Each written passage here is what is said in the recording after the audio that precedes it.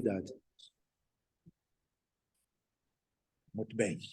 Boa tarde a todos, bom dia a todos que estão no Brasil. Meu nome é Fábio Veiga, sou o presidente do Iberojur e professor da Universidade Lusófona do Porto, aqui em Portugal. Estamos no Seminário de Direito Luso Brasileiro em debate, nos dias 4 e 5 de setembro de 2023. Hoje, dia 4, é o primeiro dia, já fizemos várias atividades durante o dia, durante a manhã em Portugal, durante a madrugada no Brasil. À tarde, já começamos com alguns painéis de estudantes que apresentaram agora há pouco, e também tivemos debates aqui com os professores da Unifiel e eu próprio, que sou professor aqui em Portugal. E vamos fazer, então, o início da nossa sessão com os professores convidados. Estamos aqui perante a presença da professora doutora Maria de Lourdes Duarte, que é reitora da Unifiel. A Unifiel passou a ser parceira desse nosso projeto aqui em Portugal, com os mestrandos de Direito da Unifiel, junto com os mestrandos de Direito aqui da Universidade Lusófona. E queria dar as boas-vindas, então, à professora Maria de Lourdes, pode fazer uma apresentação, umas boas-vindas a todos nós que estamos tanto presencialmente quanto online. Bem-vinda, professora Maria de Lourdes. Obrigada, professor. Boa tarde, senhoras e senhores. É um prazer enorme, né, fazer parte hoje desse acontecimento.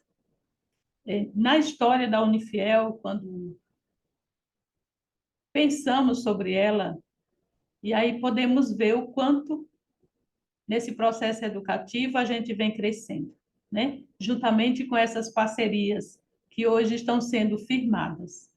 Mas o conhecimento, toda a riqueza que esse congresso vai gerar em cada um de nós é superior.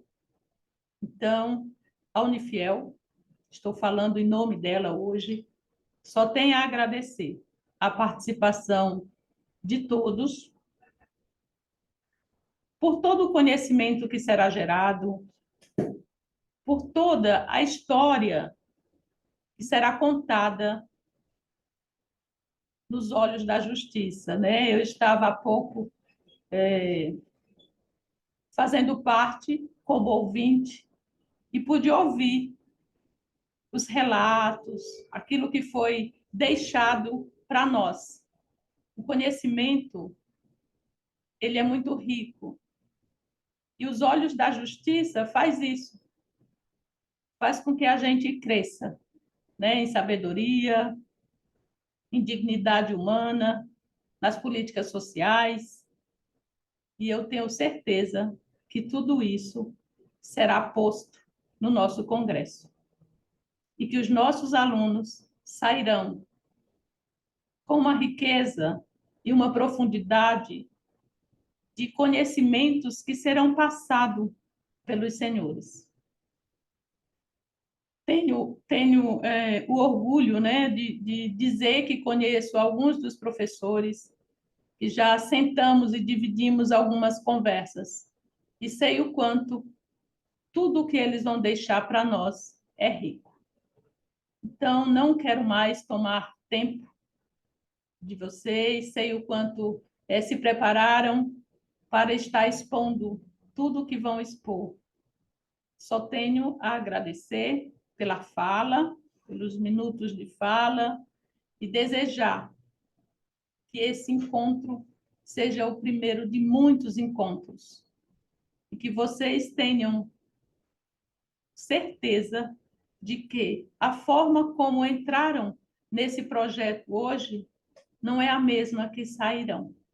Parabéns a todos.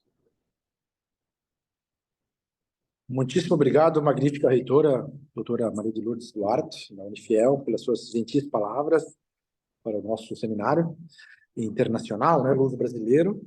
É um prazer ouvi-la e receber, né, o seu carinho com todos nós, os alunos e os professores que estão aqui presentes. Espero ter o gosto de conhecê-la presencialmente no final do ano, quando eu for visitar e trabalhar com os colegas na própria Unifiel, né, que eu estou ansioso para conhecê-la. Muito obrigado. Obrigada, professor. Será bem-vindo. Eu vou pedir licença para me retirar, porque eu tenho uma outra reunião. Muito bem. Com certeza, professora. Obrigado. Até já. Obrigada. Vamos passar, então, já. Até mais. Vamos passar, então, para as apresentações, né, as palestras da parte da tarde. Está aqui ao meu lado a doutora Elizabeth Nantes, professora também do mestrado em Direito da Unifiel, e ela vai tratar de um tema muito importante aqui nos nossos dias atuais, né, sistemas inteligentes e os desafios para o direito, e vai ter mais ou menos aí 30 minutos para fazer uma exposição. E logo a seguir vem a professora doutora Rebeca Garcia, que falará sobre políticas públicas e sustentabilidade. Então vamos fazer a mesma ordem do programa, seguindo aqui a professora Elizabeth. A professora Elizabeth quer sentar aqui? Enquanto...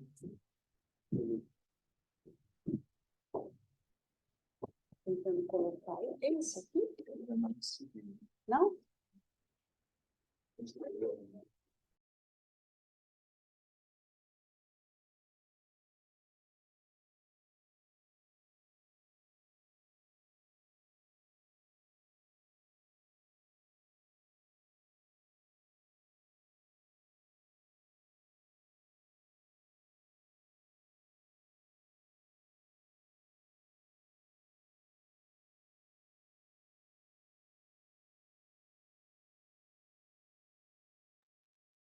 Boa tarde a todos. É um prazer imenso estar compondo aqui esses seminários, dentro desse congresso. Agradeço aqui ao professor Fábio, agradeço aos presentes, professores, à mesa, todos aqueles que estão presentes, inclusive a todos aqueles que nos estão assistindo.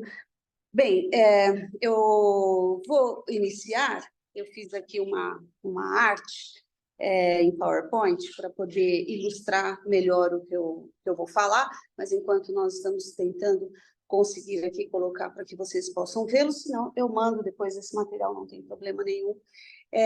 A minha escolha foi justamente falar sobre sistemas inteligentes e desafios para o direito, em razão de nós estarmos vivendo numa sociedade tecnológica e justamente pelo fato da tecnologia hoje fazer parte dessa sociedade contemporânea e que tem revolucionado não só a vida das pessoas, mas mais intrinsecamente os costumes, os valores, os direitos fundamentais e toda a sociedade em todos os segmentos.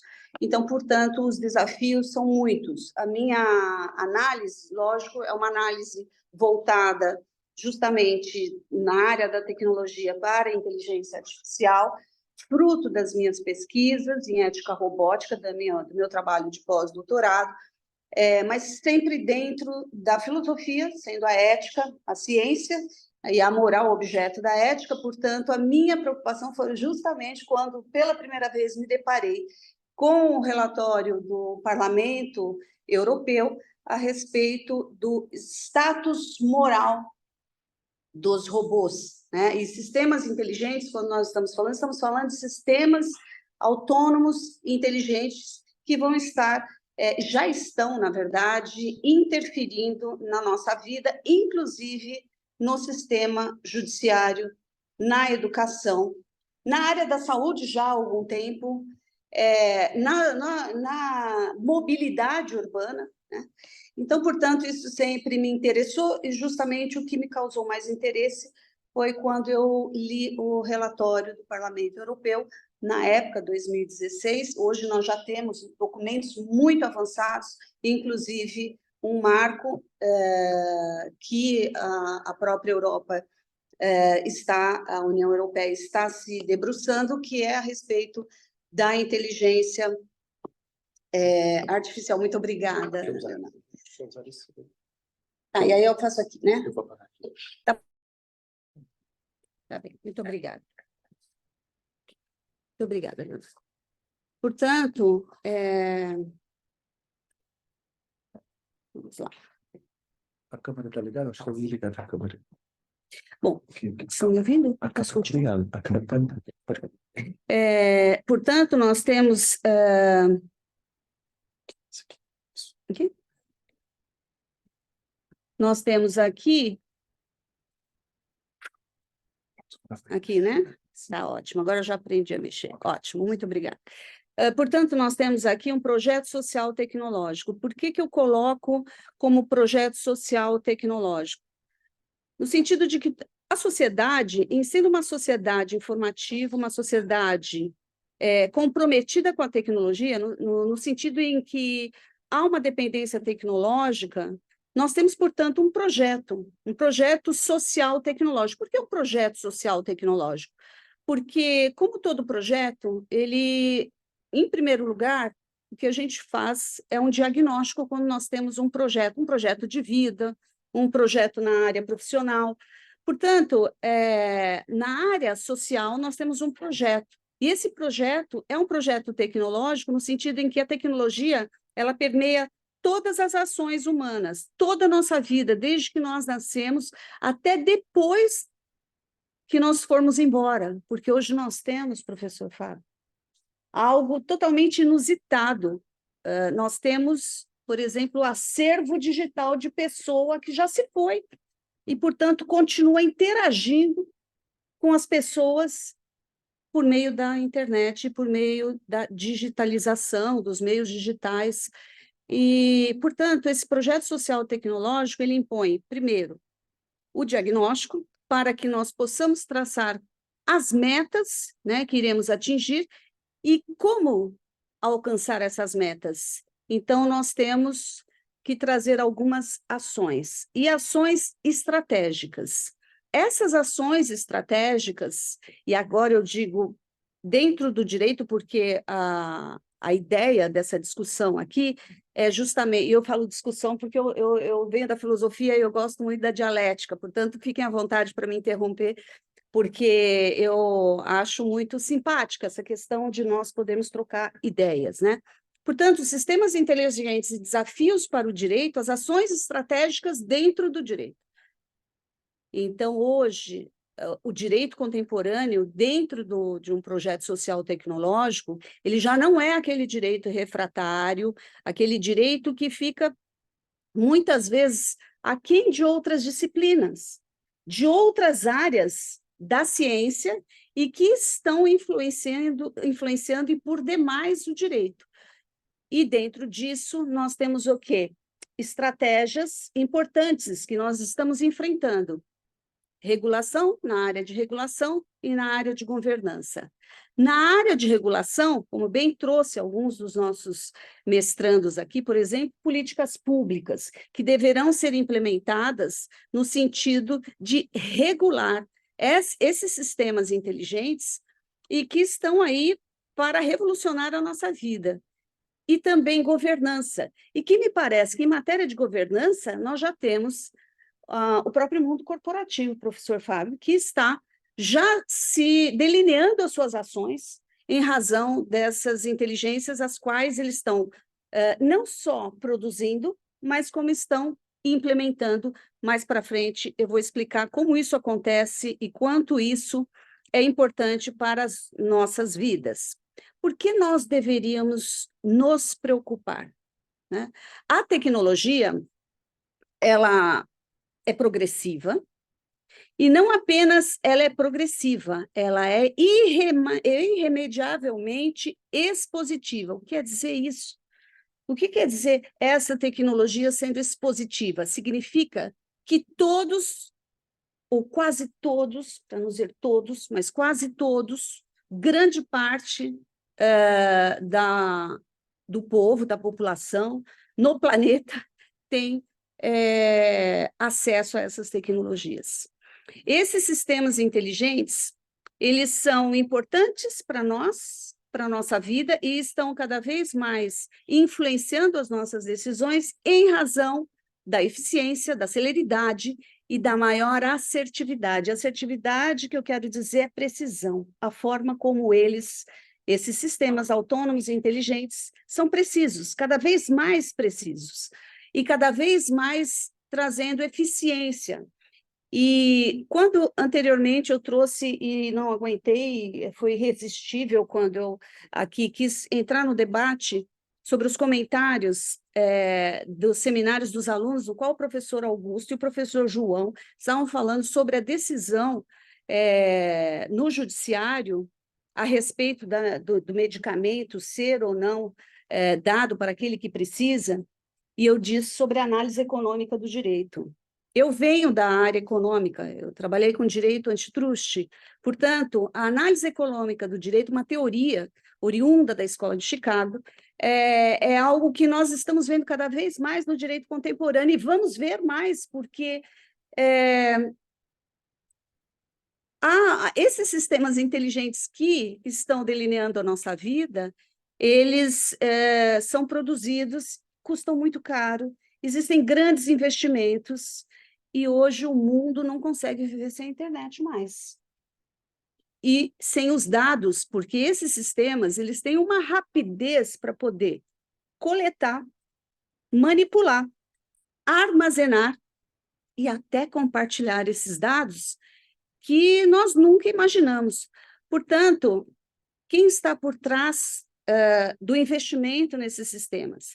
Né? As grandes corporações. E hoje nós temos o quê? 3, 4 mais importantes: Google, Meta, OpenAI, a Amazon, são as grandes empresas que estão investindo e quantias enormes nesses sistemas. Isso é bom? Isso é bom. Isso é bom porque nos facilita, isso é bom porque nos aproxima interesses. As fronteiras hoje, antigamente, nós tínhamos todas essas questões fronteiriças que hoje a internet, hoje não, né? Já há algum tempo, e eu costumo dizer que tudo começou com a Netscape, nós já não temos mais essa questão de fronteiras. A informação ela vem em tempo real, embora nós estejamos quase que o tempo todo na virtualidade. Né? Nós estamos aqui mexendo nos nossos telefones, uma mensagem chega, aquele imediatismo de responder. Portanto, transformações sociais, econômicas, políticas e culturais têm sido cada vez mais, com mais rapidez e cada vez mais prementes na nossa vida, em razão dos sistemas inteligentes. A previsibilidade tecnológica, difícil e arriscada. Nós temos previsibilidade de até que ponto esses sistemas inteligentes estarão interferindo na nossa vida, professor Fábio, de forma, inclusive, não só influenciar as nossas decisões, mas em decidirem por nós. Nós sabemos disso? Não, não sabemos, porque há uma imprevisibilidade. Mais adiante nós vamos conversar sobre isso. E onde é que entram os direitos fundamentais? Bem, nós temos uma questão importante. Esses sistemas tornaram a nossa liberdade escancarada. Nós podemos usar, desfrutar da liberdade e, inclusive, podemos ser cancelados, caso a gente fique muito liberal. Não é assim? Não é o que se utiliza? Foi cancelado. Por quê? Por causa das coisas que falou na internet. Uns não concordam, outros não.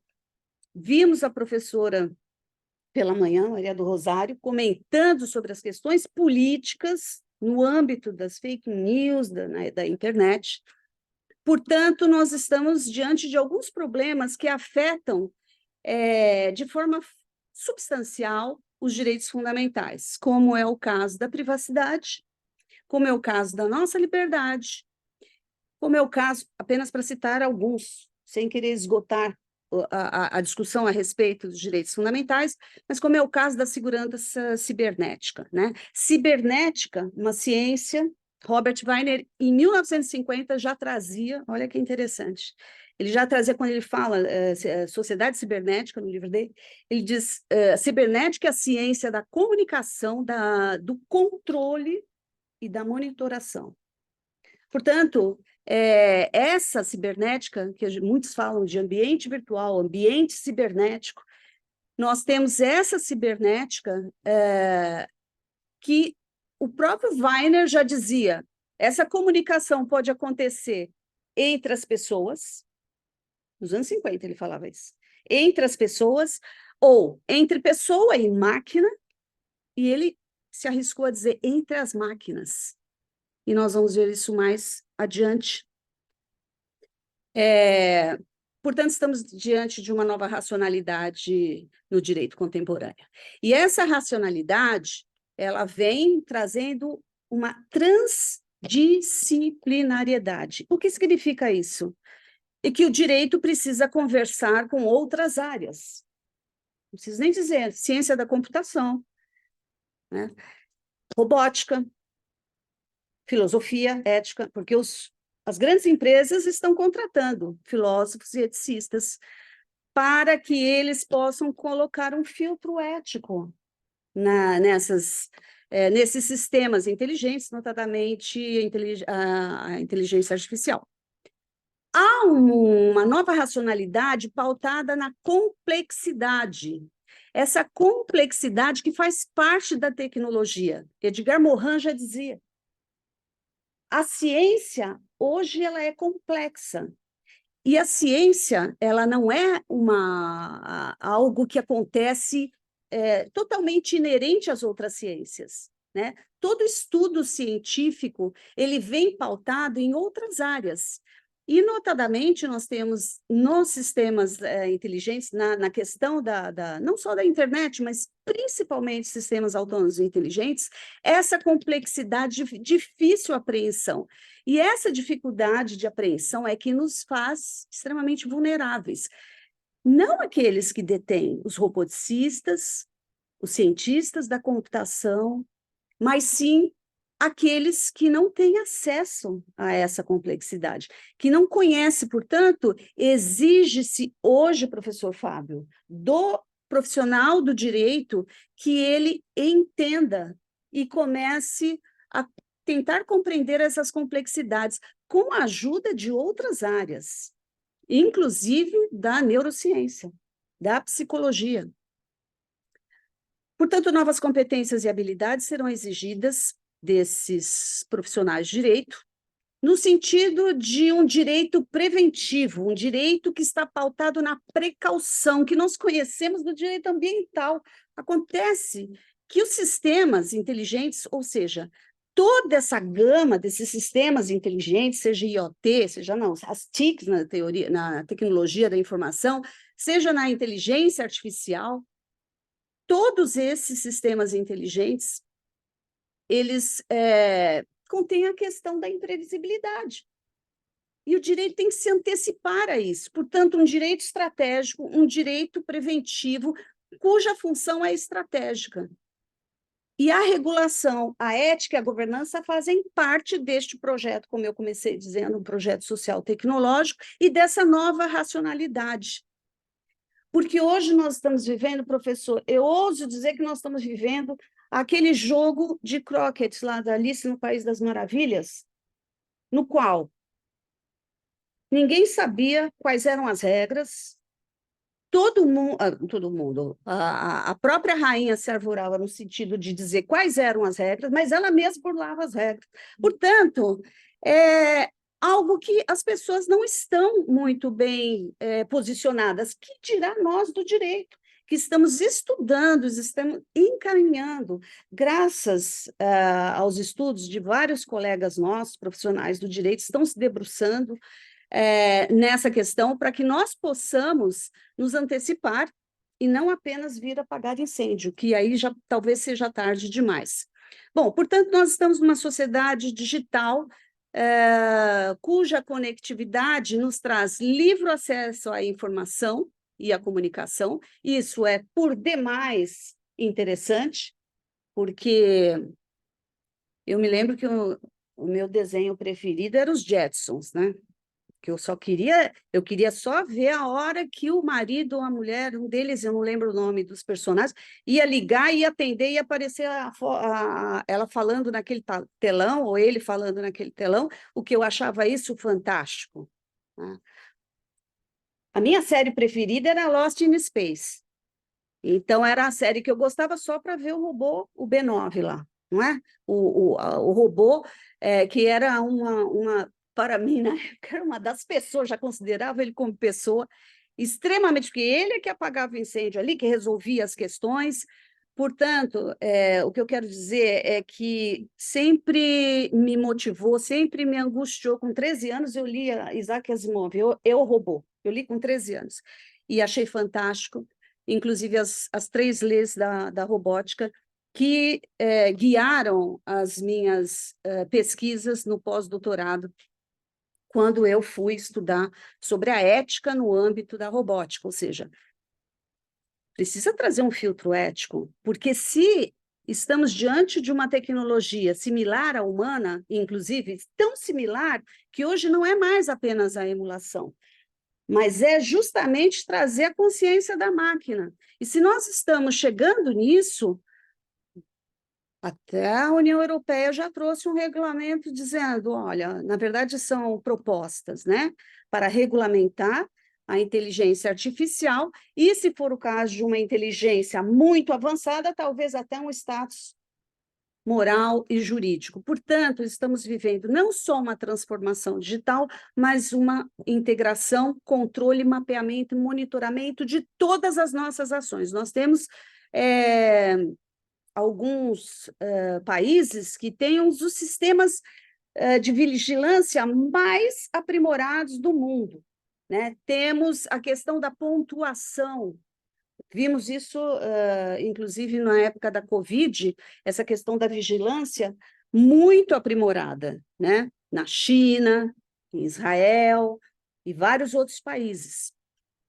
Portanto, cidades inteligentes, hoje, quando nós falamos de cidades inteligentes, nós estamos falando de ambiente, meio ambiente, né? Artificial. Esse meio ambiente artificial, e me lembro bem, professor, quando comecei a estudar meio ambiente, acho que foi na época do mestrado, falar meio ambiente artificial,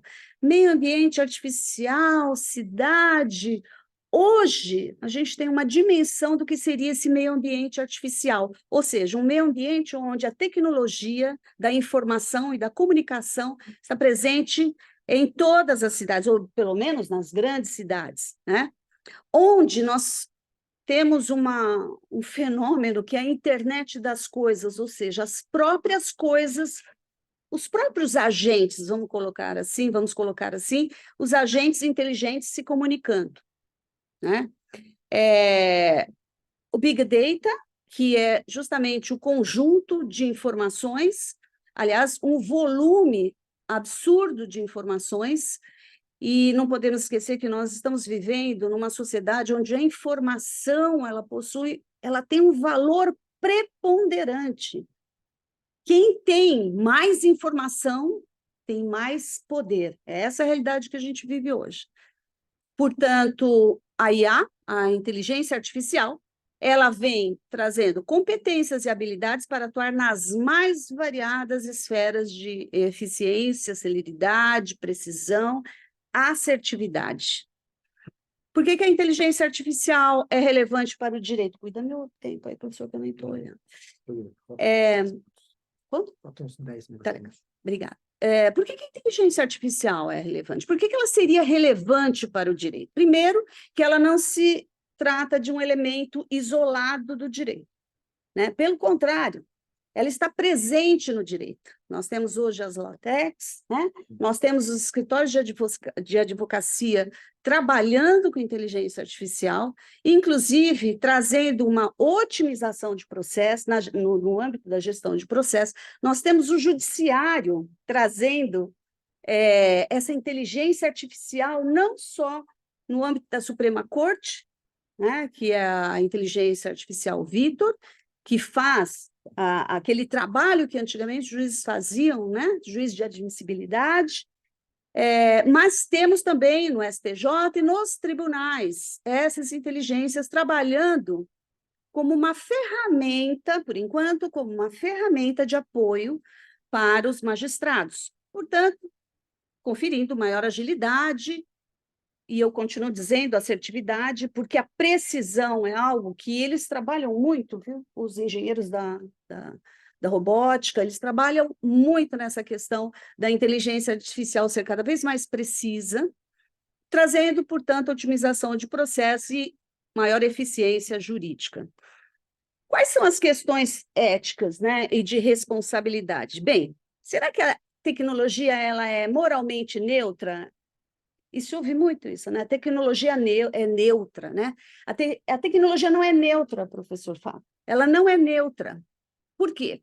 Porque ela traz a opacidade dos sistemas. E o que é a opacidade dos sistemas? Os vieses discriminatórios, não é? As questões de isenção de valores e desrespeito aos direitos fundamentais. Nós vimos isso em algumas situações. Isso por causa do alto grau de complexidade desses sistemas, né? Da falta de transparência e explicabilidade, eu acho que essa é a grande questão, né? E também a falta, muitas vezes, de legitimidade nas tomadas de decisões, porque o problema é quando uma inteligência artificial toma uma decisão e eu vou contestar, para eu contestar, eu preciso entender como funciona o sistema. Só que esse funcionamento do sistema, olha, eu estou dizendo isso para vocês porque quando eu fui fazer meu pós-doutorado e, na época, fui convidada para fazer parte de um grupo de estudos da Escola Politécnica da USP, porque foi onde eu fiz meu pós-doutorado, para fazer parte do grupo de robótica. E nesse grupo, nos meus estudos, eu vi o quanto que é difícil entender o funcionamento dessas inteligências e o quanto essa opacidade, muitas vezes, pode comprometer o próprio trabalho daqueles que elaboram. Porque essa caixa preta, né, que dizem que é justamente esse... Porque a inteligência artificial ela vai se aprimorando. E existe aquele deep learning que nós não estamos ainda, acredito que não, nessa fase, que seria a aprendizagem profunda dessas inteligências artificiais, e que muitas vezes não temos condições, nem eles têm condições de entender, às vezes, como é que ela chegou naquela decisão, aquele agente inteligente. Portanto, a regulação e a governança, no âmbito da previsibilidade, da padronização, normatização e monitoramento, é muito importante. Alguns grupos interessados, como grandes corporações, especialistas, roboticistas, engenheiros da robótica, da ciência, da computação, inclusive neurocientistas, nós temos aí o Nicodelis, né? E governos. Por quê? Porque o governo está usando a inteligência artificial. O governo está usando a inteligência, utilizou os governos, né? Utilizaram as inteligências artificiais para monitorar o sistema de Covid, das pessoas contaminadas, né? Então, o que foi muito salutar, foi muito importante. Portanto, é uma tecnologia, sim, que oferece risco, em razão do quê? Da nossa dependência tecnológica, da concentração de poder de grandes empresas que estão por trás da inteligência artificial, riscos à privacidade e segurança, robôs militares, eu coloquei, existe uma teoria de enxame que é justamente, né, a questão dos drones, onde como é que funciona essa questão dos drones? Eles se auto-organizam e eles têm a capacidade de justamente, por exemplo, implementar uma certa decisão. Vamos destruir, por exemplo, determinado lugar ali, inclusive no caso dos robôs, não os militares, mas os robôs estão sendo utilizados para poder desarmar bombas, por exemplo, que isso é muito importante, até porque antigamente quem fazia isso eram as pessoas, os soldados, e hoje eles podem ser substituídos, ou como na Ucrânia, exatamente, o professor João está dizendo aqui. Portanto, essas questões trazem, sim, dilemas éticos. Há uma incerteza a respeito desse risco existencial, né?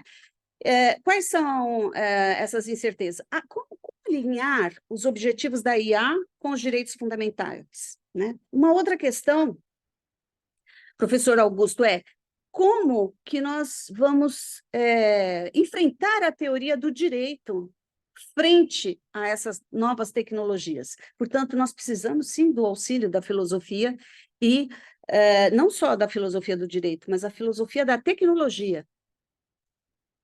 A tecnologia e direito ao desenvolvimento é uma premissa, né, da Constituição brasileira. Nós temos aqui, não vou me estender em cada um dos projetos de lei que nós temos, mas temos projetos de lei no Brasil já justamente para poder tentar regular a tecnologia da inteligência artificial.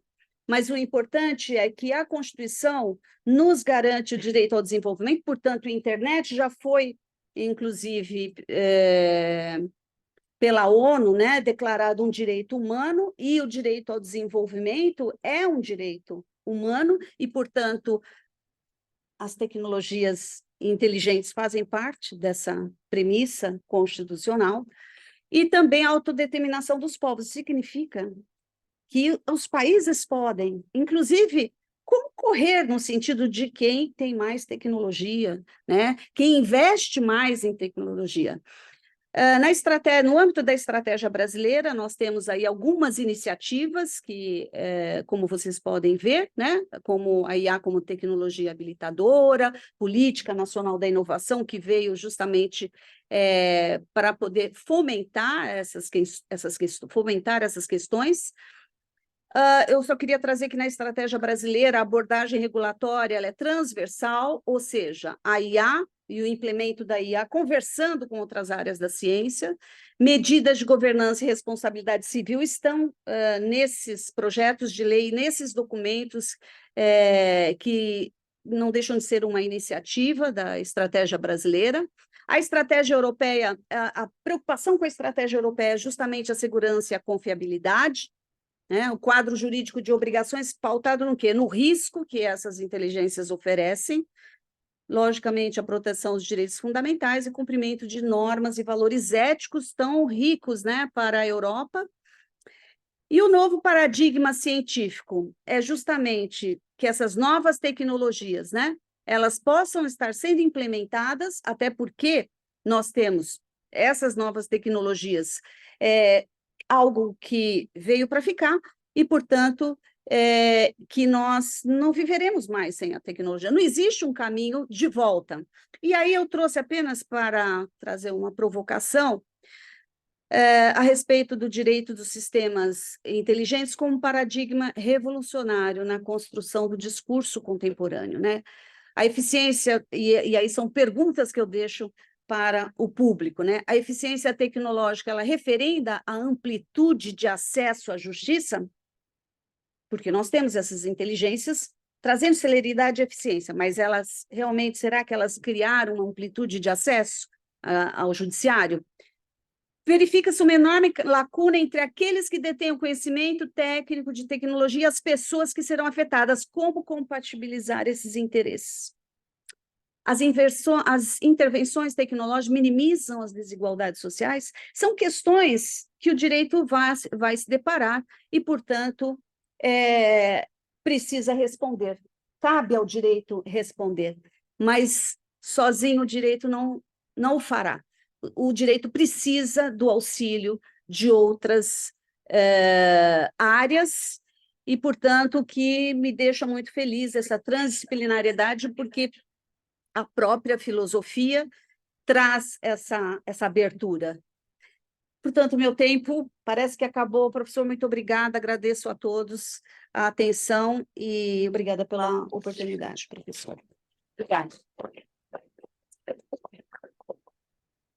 Eu que agradeço a professora Elizabeth, antes pela exposição, pela aula, muito importante. Nós que estamos aí estudando direito e novas tecnologias, entendermos esses conceitos, entendermos a nossa realidade, que está em constante mudança, e muito atrativo, assim, o teu PowerPoint foi muito bem feito, né? Acho que o interesse pela área tecnológica é algo que dá para notar bastante na professora. Vou, então, agora passar já para a nossa última conferencista do dia, a professora Rebeca, que está na sala aqui também conosco. Rebeca Garcia vai falar sobre políticas públicas e sustentabilidade. Professora Rebeca, consegue nos ouvir? Consigo, professor. Boa tarde. Estão me ouvindo? Acho que sim. Vou liberar aqui. Sim. Conseguem me ouvir todos? Está ligado, está ligado.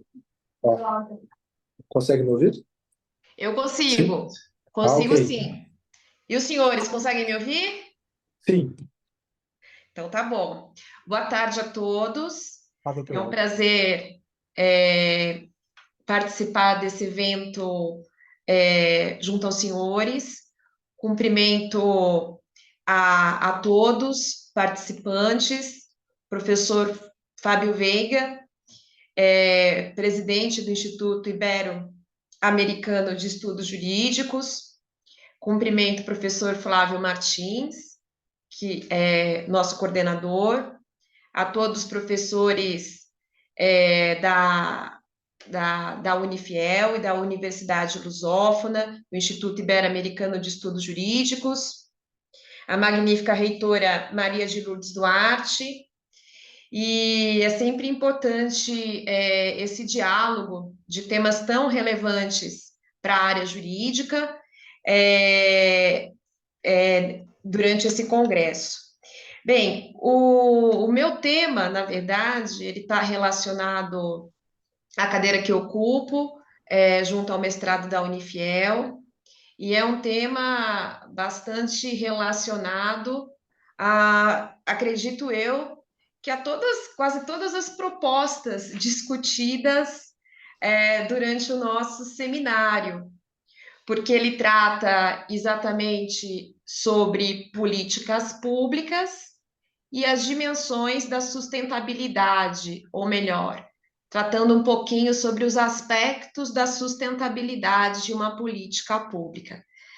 O maior desafio que nós temos em termos de políticas públicas, eu vou compartilhar aqui um slide, se me permitem, deixa eu dar uma olhadinha, aqui, achei. O maior desafio em termos de políticas públicas que nós temos é justamente porque essa área, políticas públicas, ela tem chamado bastante atenção, porque ela é uma ferramenta multidimensional e aplicada em diversas áreas de atuação governamental. Antigamente, era muito comum nós falarmos na aprovação de uma lei para resolver uma determinada questão que se colocava diante da sociedade, e atualmente nós debatemos muito acerca de políticas públicas. Há uma grande dificuldade, então, de se conceituar políticas públicas, por esse seu aspecto multidisciplinar. Veja, há uma dificuldade, inclusive, metodológica de relacionar a contribuição jurídica com a área de políticas públicas, justamente por esse aspecto. O direito, por ser um sistema muito fechado, ele tem essa dificuldade de dialogar com outras áreas de conhecimento. Então, esse é um grande desafio teórico e metodológico na área de políticas públicas. Por isso, aqui a primeira etapa do meu trabalho envolve apresentar um breve conceito teórico sobre as políticas públicas. Veja, nós temos aqui, na verdade, dois conceitos que eu ressaltei. Um foi elaborado e proposto pelo professor Leandro Sesti. Ele, na verdade, é um gestor público, né? Então, o conceito dele tem fortes características da área, próprias da área de formação dele. E depois eu trago para vocês um conceito proposto pela professora Maria Paula Dallari Bucci, que já tem formação na área jurídica e que, de certa forma, relaciona aqui com o nosso campo de conhecimento. Também existe publicado um trabalho feito pela professora Celina de Souza, disponível na Cielo, e que faz justamente uma revisão de literatura acerca do conceito de políticas públicas. O professor Leandro Sesti, da área da administração pública, ele basicamente define a política pública como sendo uma diretriz direcionada a resolver um problema público. Evidentemente que o problema público é aquele problema que possui uma relevância para a coletividade. A professora Maria Paula Dallari Bucci, ela já enfrenta a questão apresentando a política pública como sendo um programa governamental que resulta de um processo conjunto de decisão jurídica, inclusive, que envolve o processo eleitoral, planejamento, governo, administração e orçamento, né? Visando coordenar meios que o Estado coloca à disposição em suas atividades privadas e públicas em relação aos objetivos politicamente almejados. Então, veja, né, esses conceitos acerca de políticas públicas, eles são bastante diversificados. Na verdade, se você faz uma coleta a respeito desses conceitos, existem quase mais de 100 conceitos sobre essa definição. De qualquer forma, cabe destacar que o principal objetivo de toda e qualquer política pública é principalmente a realização de objetivos sociais, né? E isso depende, né, do tempo de atuação dessa política pública em relação àquele problema. Então, nesse sentido, nós vamos destacar uma relação que existe entre o surgimento da discussão acerca das políticas públicas com o surgimento do Estado social.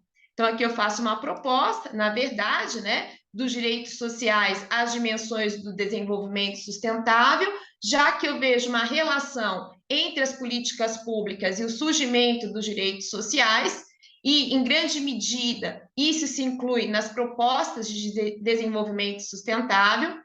E a primeira fonte, então, que eu trago a título histórico para vocês aqui, trata-se a respeito de alguns fatos jurídicos, normativos, que ocorreram aí na história, né? Então, isso contribui para situarmos a discussão das políticas públicas historicamente. Bem, para nós do Brasil, essa discussão acerca de Estado social, ela traz uma certa perplexibilidade, em grande medida pela influência que inicialmente recebemos, né, do contexto norte-americano, e quando chegamos no contexto europeu, já estava ocorrendo, né, já havia um certo encolhimento desse Estado social. Vamos partir, então, da premissa de que nós temos, sim, um Estado social dentro do nosso modo peculiar, né, não sendo muito viável comparações, como certo dia eu me deparei, entre o contexto brasileiro, né, e o Estado social de países como a Finlândia, né? Eu considero que é necessário se afastar um pouco dessas comparações um pouco distantes, né? Bem, sabemos então que as primeiras constituições sociais, elas surgem no início do século XX, sendo as mais famosas a mexicana e a Constituição de Weimar. Aqui no Brasil, praticamente, é a Constituição de 1934, que trata expressamente de direitos sociais. Os direitos sociais, eles são parte do welfare state do início do século XX, que se iniciam no século XIX, com uma série de pressupostos regulamentados, dentre eles a previdência social, a seguridade social, o amparo aí aos trabalhadores. Então, o Brasil apresenta essa primeira onda de Estado social nos anos 30, depois sabemos que isso sofrerá uma estagnação, e depois isso é retomado a partir da Constituição Brasileira de 1988. A base dessa concepção é que o Estado ele não pode ser indiferente a problemas sociais. A atuação do Estado ela é fundamental para a estabilização social e, basicamente, essa concepção de Estado social ela é uma concepção reformista. Ela não é exatamente uma concepção revolucionária, né? Porque até então havia uma dualidade, né, entre a Revolução, que era um movimento que visava liquidar com as bases do Estado burguês e restabelecer as bases sociais em outros termos, e existia uma posição reformista, que entendia que a atuação parlamentar era importante para que essas melhorias fossem feitas a partir da sociedade, do seu ponto de vista macro, capitalista, né? E por meio da ordem jurídica instituída, basicamente pelas leis aprovadas pelo parlamento. O fato, né, que nesse sentido a revolução acaba não sendo o nosso contexto, né? O nosso contexto acaba sendo a criação de direitos pela via parlamentar e que houve mudança aí nessa época, nesse sentido, em relação à estrutura do provimento de direitos. Existe, então, aqui uma segunda fonte, né, dentro aí desse meu paradigma histórico normativo, no sentido de que os direitos sociais, eles se expandem basicamente, né, após a Segunda Guerra Mundial e ganham a sua expressão na Declaração Universal de Direitos Humanos de 1988, que ganham a sua positividade e força congente, principalmente com o Pacto de Direitos Econômicos, Sociais e Culturais em 1966, em vigor em 76, e esse pacto faz referência aos direitos econômicos. Aliás, há uma longa discussão, porque são mencionados como direitos de realização progressiva, porque depende de estruturas criadas para isso. Independentemente disso, o fato é que se criam instituições pós-guerras para dar força normativa à Constituição, dentre elas se destaca o próprio Tribunal Constitucional Alemão, anterior a isso houve o Tribunal Constitucional Italiano, né? E aqui no Brasil, a partir da Constituição de 1988, o Supremo Tribunal Federal. Aí temos, né, uma outra frente, né, dentro desse quadro de evolução histórica acerca das políticas públicas relacionadas com os direitos sociais, que se trata dos programas de ação cunhados em âmbito internacional e nacional. Em âmbito internacional, há um destaque em 1930 para os programas do New Deal, nos Estados Unidos, né, que houve até discussões recentes a respeito disso, né, e nesse sentido há uma série de medidas com o objetivo de recuperar trabalhos e inserir pessoas no mercado produtivo. A própria Europa, dentro desse contexto pós-guerra, adotou medidas de integração econômica, né, que podem ser compreendidas também como, de certa forma, políticas públicas, ou seja, lideranças governamentais que definiam um plano supranacional de integração. Isso, de qualquer forma, define um leque de intervenção do Estado, seja por indução ou por direção, para obter resultados do ponto de vista econômico, do ponto de vista social, em um determinado prazo, né? E, de qualquer forma, essa linguagem proposta nesses programas é um tipo de estrutura, né, um tipo de linguagem que vai, de qualquer forma, penetrar, deixa eu só me situar aqui dentre os meus slides, que vai penetrar dentro do sistema da ONU, né? Então, coloquei aqui até uma quarta fonte, que seria os programas de ação dentro da própria Organização das Nações Unidas, né?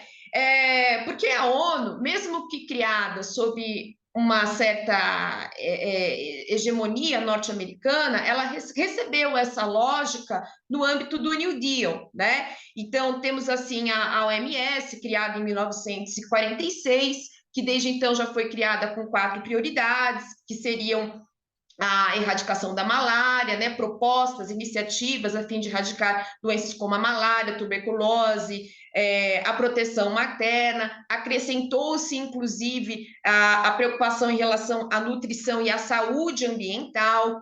Então, essas prioridades, elas são formalizadas por meio de programa.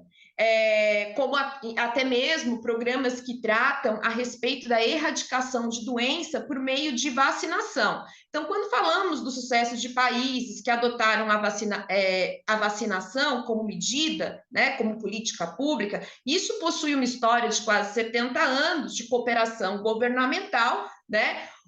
Digamos que até, em certa medida, o SUS se inspirou na experiência internacional junto à OMS e que vem nessa lógica de programas de ação. Tratam-se de programas em abstratos e que possuem objetivos definidos. Também nesse sentido, né, nós temos aí o destaque, vou voltar aqui a esse slide, né, algumas conferências a partir dos anos 90, né, dentre elas as conferências relacionadas ao meio ambiente, né, a Rio 92, Direitos Humanos de Viena, destaca a Conferência de Beijing, em 1934, em que expressamente tratou a respeito do empoderamento das mulheres, e isso foi repetido, inclusive, no artigo 35 da Lei Minha Casa Minha Vida, né, onde há a entrega do título de propriedade para a mulher. Então, veja que há, de qualquer forma, uma circulação de modelos internacionais que, em grande medida, acaba sendo positiva para o próprio ordenamento jurídico interno, né? Temos também a Agenda Rio 92, que aparece algo de muita relevância, que é o conceito de desenvolvimento sustentável, e também o critério de aperfeiçoamento das capacidades jurídicos institucionais dos países, de fazerem frente aos problemas de governança, que é uma expressão que mescla, ao mesmo tempo, aspectos da administração, direito e política. Inclusive, essa é uma das vertentes, né, em que se pensa a relação entre direito e políticas públicas, ou seja, pensar as políticas públicas como sendo um grande guarda-chuva, né? Então, há uma série de temas que são propícios a essa abordagem. E como resultado disso, temos os chamados Objetivos do Milênio, que consiste na construção de uma linguagem sobre desenvolvimento sustentável, mais especificamente agora, né, os chamados Objetivos de Desenvolvimento Sustentável, com metas bastante ambiciosas, né? Basicamente são 17 objetivos que temos, então. Eu destaquei aqui alguns deles, lógico que eu não vou ficar além do que é importante a gente depender disso, né? Que tratam-se de objetivos integrados, né? E que de forma, né, integrados e que devem ter um prazo para ser cumprido, né? E de qualquer forma indivisíveis, né? Então, eu destaco aí o aspecto do desenvolvimento sustentável, principalmente, né, fazendo parte disso, componentes como o aspecto social, a governança, a atuação governamental de forma ética e coordenada, né, dentre esses pontos que são contemplados principalmente pela ODS 16 e a ODS número 17, né? Deve-se, então, ressaltar a contribuição que foi feita, né, quando se fala das dimensões de sustentabilidade, né? Hoje em dia, quando falamos de sustentabilidade, desenvolvimento econômico, né, nós falamos tanto da sustentabilidade econômica, ecológica, de espaço social, deve-se, então, né, a referência expressa, né, ao economista Ignacy Sachs, né, sobre a proposta de um desenvolvimento baseado em assegurar a melhoria da qualidade de vida das pessoas, a promoção da cidadania, com vistas a consolidar o desenvolvimento em todas as suas dimensões. Inclusive, né, ideia esta que já vem contemplada, né, eu coloquei aqui os objetivos, que já vem contemplada na nossa Constituição Federal, no artigo 225 da nossa Constituição, né? Então, temos aqui, né, que essa concepção sobre desenvolvimento sustentável, né, ela já é estabelecida dentro da Constituição brasileira, né, no artigo 225, no artigo 1º, inciso 1, né, onde se fala sobre a promoção da cidadania, o artigo 1º, inciso 2, né, que trata basicamente a respeito aí dos fundamentos do Estado Democrático de Direito, né? Então, vemos que há formas de indução de ação pelo Estado sobre esses entes privados e entes governamentais para a obtenção dos resultados propostos pelas políticas públicas, né? Há, de qualquer forma, inicialmente, uma linguagem propositiva feita por esses documentos internacionais. É importante se considerar que, a partir dos anos 90, houve propostas de encolhimento desse Estado social, com vistas à implementação de políticas públicas. Daí deu-se origem a uma concepção de política pública, de certa forma, num sentido dúbio, como substitutas de uma ação mais abrangente em relação aos direitos sociais, mas que posteriormente, no século XXI, as políticas públicas elas voltam a ser compreendidas como uma condição de execução dos direitos sociais, atualmente, né, parte igualmente das propostas de desenvolvimento sustentável, né, em todas as suas dimensões, sejam social, sejam ambiental, seja em relação às condições de trabalho, seja em relação à própria gestão da administração pública. Veja, né, eu particularmente até entendo que dentre esses objetivos de desenvolvimento sustentável, vários assuntos ficaram faltando, né? Eu destaco aqui, por exemplo, a questão da igualdade racial, da erradicação, né, da punição em relação à xenofobia. Vários aspectos não foram tratados, né? Mas, de qualquer maneira, a gente nota um esforço nesse sentido por parte da comunidade internacional, né? Bem, em razão da complexidade das diversas questões propostas pelos próprios Objetivos de Desenvolvimento Sustentável, o programa de ação, né, ou seja, a política pública, ela requer um prazo para ela ser colocada em prática, né?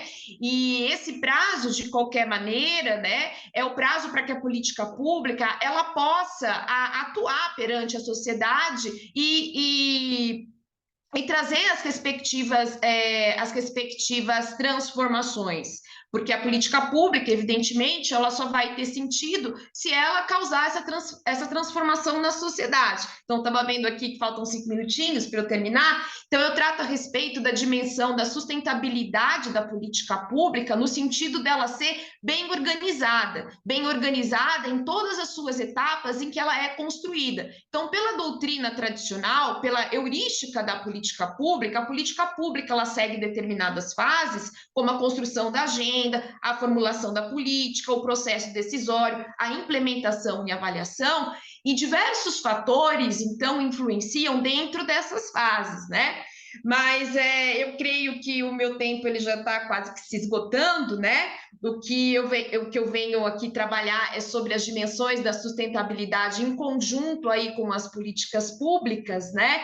E tratar principalmente dessa questão aí do planejamento em todas as suas respectivas áreas, mas de qualquer forma eu faço uma relação aí com os objetivos de desenvolvimento sustentável, incluindo aí os objetivos sociais das políticas públicas, e basicamente era trazer, né, essas questões para discussão e exposição, e eu agradeço aí a oportunidade pela fala, né, aí perante a todos. Obrigada.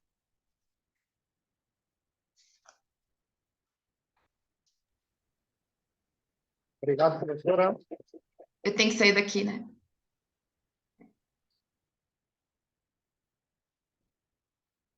Interromper.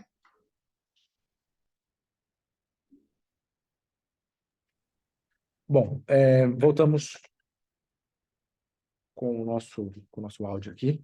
Conseguem ouvir todos? Estão ouvindo? Bem, obrigado. Então, eu queria agradecer a professora Rebeca pela sua aula, né? Sua aula aqui na sua palestra, que é uma aula também, ao mesmo tempo, muito bem detalhada. Obrigado por participar desse painel. E agradecer a todos os presentes no dia de hoje, né? Que estão aqui na nossa sala de atos, como os que estão em casa. Vou ter que encerrar, né, o evento, porque nós estamos já passando das 18 horas aqui em Portugal e temos marcado aí um jantar. Vamos comer um bacalhau, vamos comer uma comida típica portuguesa. Online não dá para comer, né? Eu sei disso, mas nós vamos mandar fotos para vocês, não tem problema, para que o próximo ano vocês voltem para cá presencialmente, para incentivar todos os nossos colegas brasileiros a virem para cá comer um bacalhau conosco. Eu aproveito para agradecer a presença dos professores da Unifiel que estão aqui na sala presencialmente e aqueles que participaram online, como a professora Rebeca e a reitora, que fez uma apresentação muito digna, né, para todos nós. Voltaremos amanhã às 10 da manhã no horário português, 6 da manhã no horário brasileiro. Esperamos vocês aqui às 6 da manhã aí, os que puderem acordar cedo. Eu sei que quem mora no Nordeste do Brasil, lá às 5 da manhã já tem sol, né? Então lá é mais fácil, mas quem mora aí para o interior é um pouco mais difícil. Mas vale a pena participar de um congresso como esse. A partilha de conhecimento é algo muito importante. As ideias dos professores, as ideias dos alunos que estão desenvolvendo as suas pesquisas, os comentários que os professores fazem, isso que vai fazer com que vocês, de fato, aprendam a construir, né, novas ideias, novos parâmetros de debate, de discussão e novos parâmetros racionais, né? Porque o direito, ele não é uma ciência da emoção, né? O direito é uma ciência da razão. E muitas vezes nós vemos, né, pessoas do direito usando a emoção antes de usar a razão. E quem é da filosofia, como a professora Elizabeth, que está aqui do lado, sabe que a razão é o fundamento, né, para nossas decisões mais acertadas. Por isso, quero convidar vocês para estar conosco amanhã. Os que são da Unifiel devem estar obrigatoriamente, e os que não são, né, são muito bem-vindos para participar aqui conosco. Muito obrigado a todos e até amanhã. Obrigado a todos.